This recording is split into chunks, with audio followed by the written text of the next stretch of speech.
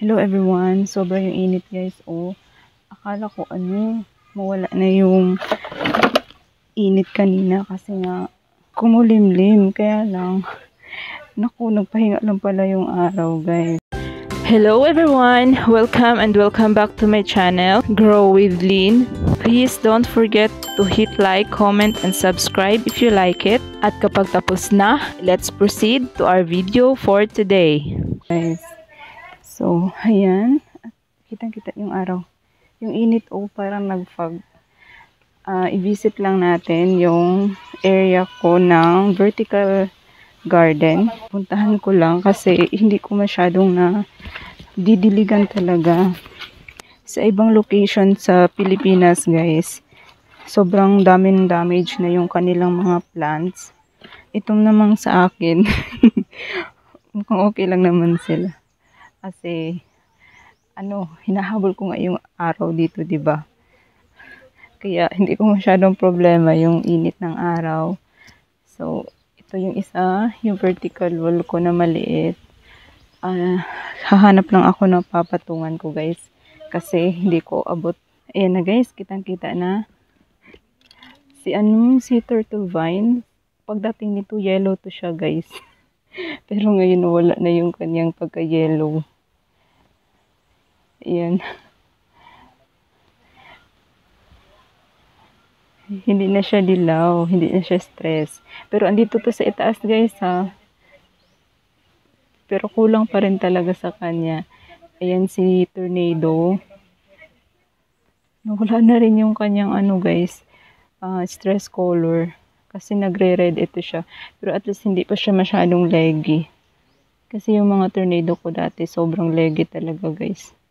Na parang na siya. Hindi na siya ganito. Nag-stretch na at naghahang na siya. Ayan, ngayon ko lang ito nakita. Dami na pala niyang babies, Hindi ko kasi masyadong naaakit dito kasi sobrang taas din naman talaga. Tsaka yung gymno. Meron na palang si Mamarilia, guys. Ayan, to? Flower. Parang na to siya, guys. Parang, yan? Buto? Kumakapit. Buto? Parang seeds na yan siya. Hindi ko na nakita yung flower niya. Ayan siya. Andito sa taas. Ang hirap. Kasi may kahoy. Ayan. Kumakapal na si variegated string of hearts ko dito. Dati sobrang liit lang talaga nito guys. Ang cute naman. Nakakatuwa. Dumami siya guys. Ayan, ito yung luma ko na string of hearts. At saka string of turtles. Andyan pa rin siya. Tingnan nyo yung lupa. Sobrang tuyo. Ayan, pero buhay pa siya guys. Hindi pa siya sumusuko guys. Ayan. Lumalaban siya At yung bagong tanim ko na string of dolphins. Ayan siya. May nabali. To? Parang natuyo.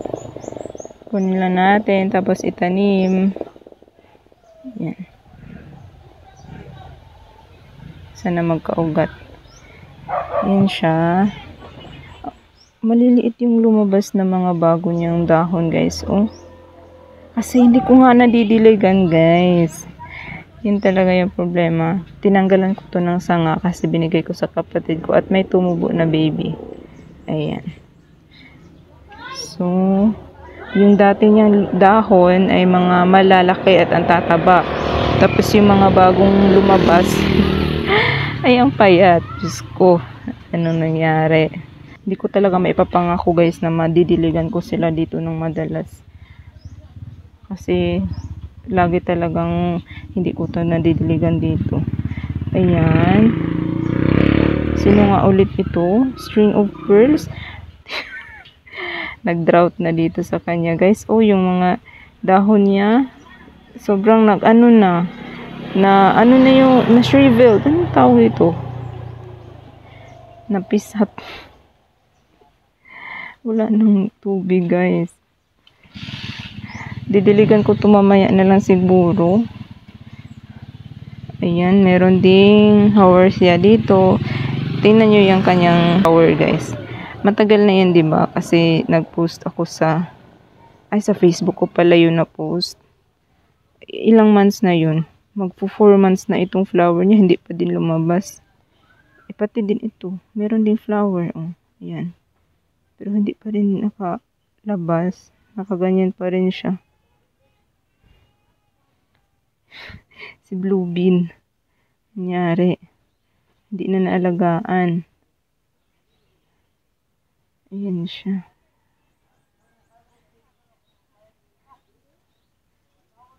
May ugat-ugat na. Ayan, may mga ugat. Kaya lang, wala silang makukuhang water dito, guys. Talaga, sobrang tuyo talaga ng lupa dyan. Ayan, merong mga aerial roots. Ayan. Baka ilipat ko yan siya ng tanim.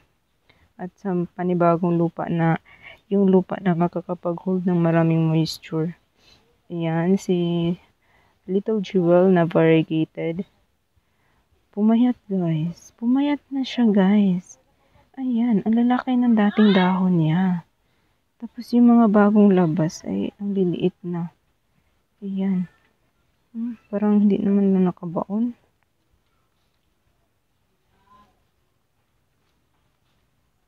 Bala ko siyang ilipat ng ibang pot. Para, tumaba naman siya.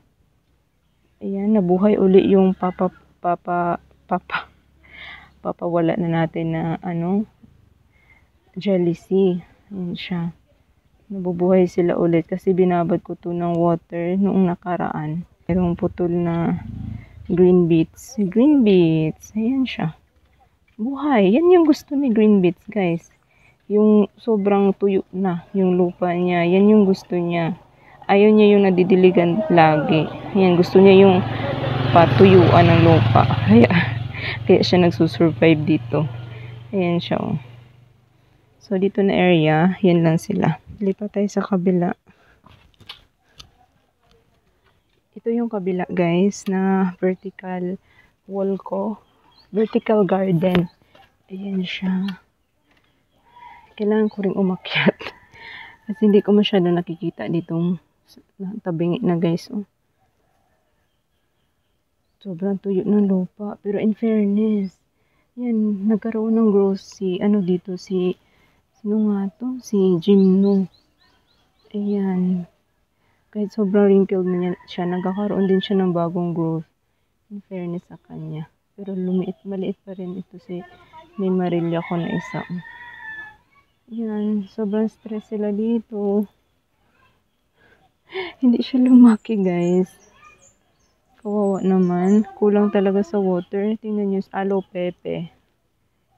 Ayan. Ang dami niya ng dry leaves. Nagustuhan naman ito niya. Yung ID niya yan, guys. Hindi ako sure kung yan ba talaga yung ID niya. Pero nagustuhan niya yung init dito, guys. Kasi lumaki siya. Yan, si Haworthia. Kitang-kita mo na kailangan niya na ng water.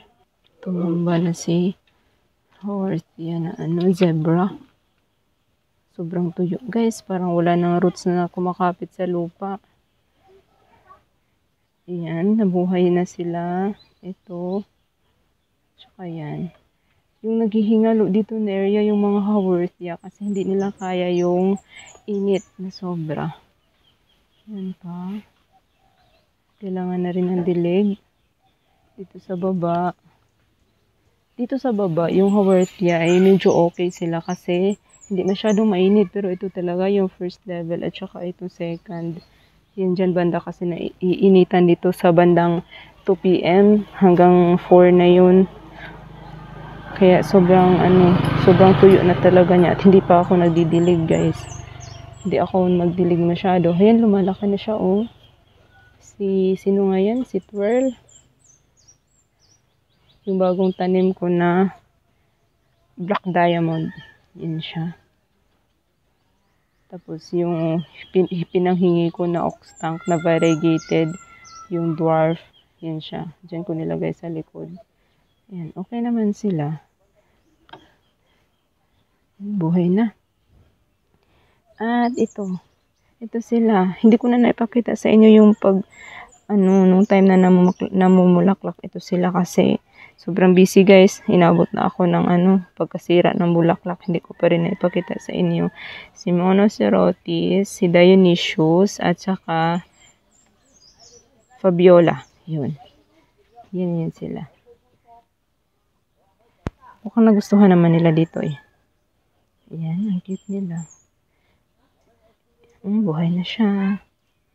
Uy, may flower guys. Ayan. Ay, kakatuwa naman. Pero bago lang to sa akin eh. Ayan. May bulaklak na siya. Excited ako makita yung kanyang bulaklak. Ayan, may nilagay ako dito na burrito. Mga propa-propa yan. Tsaka si Amabel. Andin ito. Binunot ng anak ko kahapon. Yun kaya siya na-uproot. Binalik ko lang. Yan. Kaya niya yung mag-adjust ulit. Kasi yung kamay ng baby guys, hindi mo malaman. Sobrang bilis. Ayan. Dito sa baba yung mga lace aloe. Ayan. At meron akong nilagay dyan sa likod na isang Haworthia. Yung hiningi ko sa aking kapatid guys. Buhay na ba ito? Hindi pa.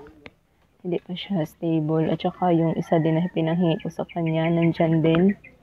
Silingit ko lang. Tapos ito. Yan. Mga kapit na yan sila guys. Ito din. Tsaka ito. Yan yung lukay nila. Yan lang sila dyan. Konti lang. 8 pots. Ayan. Yung nandyan sa likod, hindi pa maayos yan dyan, kaya ayaw ko muna ipakita. Gusto ko kasi lagyan ng dyan, yung paglalagyan ng mga gymno ko. Pero hindi ko pa nailagay, hindi ko pa naikabit yung pwedeng lagyan. Yun lang naman yung mga nasa vertical wall ko guys, na vertical garden. Gusto ko lang i-share din sa inyo. Ang ganda naman ito. Yan, parang nag-aano na yung translucent na yung dahon niya. Yan siya oh. Kasi naaarawan sila dito. Yan. So, yun lang naman guys. Yun lang muna ang update natin sa araw na to. And thank you all guys for watching. Sana po nag-enjoy kayo lahat. And please subscribe to my channel. Bye bye guys. Ingat kayo sa mga plants nyo kasi mainit. Mainit na masyado.